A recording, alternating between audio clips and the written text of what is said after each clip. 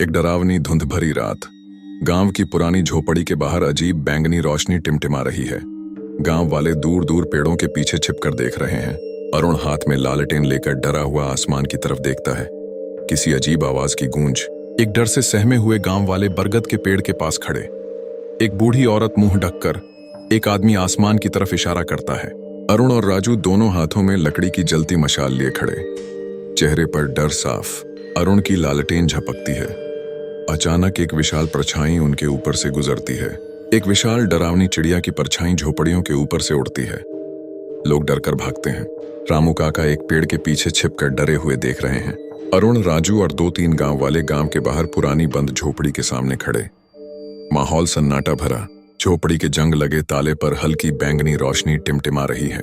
अरुण डरते हुए ताले की तरफ बढ़ता है। माथे पर पसीना, कांपता हाथ। झोपड़ी के अंदर एक पुराना पर्दा हिलता है। पीछे कोई डरावनी परछाई, धूल, जाले और टूटी फर्नीचर चारों तरफ। रामू काका डंडा कसकर पकड़ते हैं और डरते हुए धीरे से कहते हैं, बेटा उधर मत जा। अरुण कांपते हाथों से पुराना जंग लगा ताला खोलता है। दरवाजा चरमराता है। तेज हवा चलती है। लालटेन बुझ जाती है। सब कुछ अंधेरा। झोपड़ी की खिड़की के पीछे एक डरावना भूतिया चेहरा अचानक दिखता है। गांव वाले डर कर भागते हैं। एक आदमी घास के ढेर में गिरता है। अरुण झोपड़ी की दीवार से एक जलती मशाल झपट लेता है। चेहरा अब सख्त और डरा हुआ। अरुण और राजू दरवाजे की तरफ मशाल लिए धीरे धीरे बढ़ते हैं। अंदर टूटा फूटा फर्नीचर, जाले और एक पुरानी मेज पर चमकती डायरी। रामू काका झोपड़ी में धीरे धीरे दाखिल होते हैं। डायरी हवा में उठने लगती है। डायरी हवा में घूमती है। पन्ने तेजी से पलटते हैं। बैंगनी धुआं निकलता है। अरुण, राजू और रामू काका डर से जमे हुए। डायरी के खुले पन्नों पर चमकते प्राचीन चिन्ह, बैंगनी रोशनी में मिस्ट। अचानक तेज झोंका। लालटेन और मशाल की लौ डगमगाती है। राजू मशाल को कसकर पकड़ता है। माथे से पसीना टपकता है। झोपड़ी की धूल जमी खिड़की पर धीरे धीरे डरावना हाथ का निशान उभरता है। बाहर गांव वाले पेड़ों और दीवारों के पीछे छिपकर झांकते हैं। अंदर डायरी की चमक धीमी होती है। मिस्ट भी रुकता है। अरुण धीरे से लालटेन नीचे करता है। अचानक जोरदार आवाज। सब खिड़की की ओर चौंक कर मुड़ते हैं। झोपड़ी की खिड़की के बाहर एक भूतिया परछाई तैरती है। रामू काका डंडा उठाकर आगे बढ़ते हैं। डरते हुए फुसफुसाते हैं, ये भूत की किताब है बेटा। डायरी और ऊपर उठती है।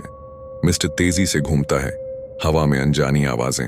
अरुण और राजू धीमे धीमे पीछे हटते हैं। दोनों के हाथ कांप रहे। डायरी के ऊपर बैंगनी धुएं में अजीब चेहरे उभरते हैं। बाहर एक गांव वाला डर से बेहोश होता है। बाकी लोग उसे पकड़ते हैं। अंदर डायरी की रोशनी धीमी होती है। मिस्ट गायब।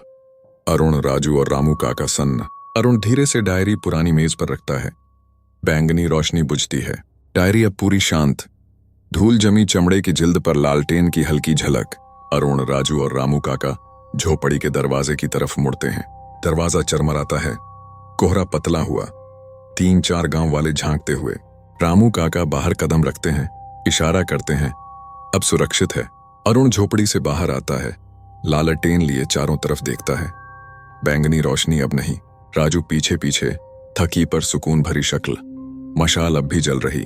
रामू काका डंडा पकड़कर बाहर आते हैं। गांव वालों को बुलाते हैं। गांव वाले डर में मगर धीरे धीरे झोपड़ी के पास आते हैं। एक बूढ़ा बुजुर्ग झांकता है। अरुण से पूछता है, किताब कहाँ है बेटा? अरुण डायरी दिखाता है। अब उसमें कोई चमक नहीं। लोग डर और जिज्ञासा में। बूढ़ा डायरी को गौर से देखता है। बैंगनी रोशनी एक बार फिर हल्की चमकती है। अचानक हवा चलती है। गांव वाले फिर पीछे हटते हैं। मिस्ट हल्का उठता है। राजू अरुण का कंधा कसकर पकड़ता है। रामू काका डंडा उठाते हैं। बूढ़ा फुसफुसाता है, इसे जमीन में गाड़ दो बेटा, ये बला है। अरुण, राजू और रामू काका धीरे धीरे गांव के किनारे पुराने बरगद के पेड़ की ओर बढ़ते हैं। अरुण के हाथ में वही डायरी। अरुण कुदाल लेकर पेड़ की जड़ के पास जमीन खोदने लगता है। राजू और रामू काका पास खड़े सतर्क नजरें गड़ाए। अरुण गड्ढे में डायरी रखता है।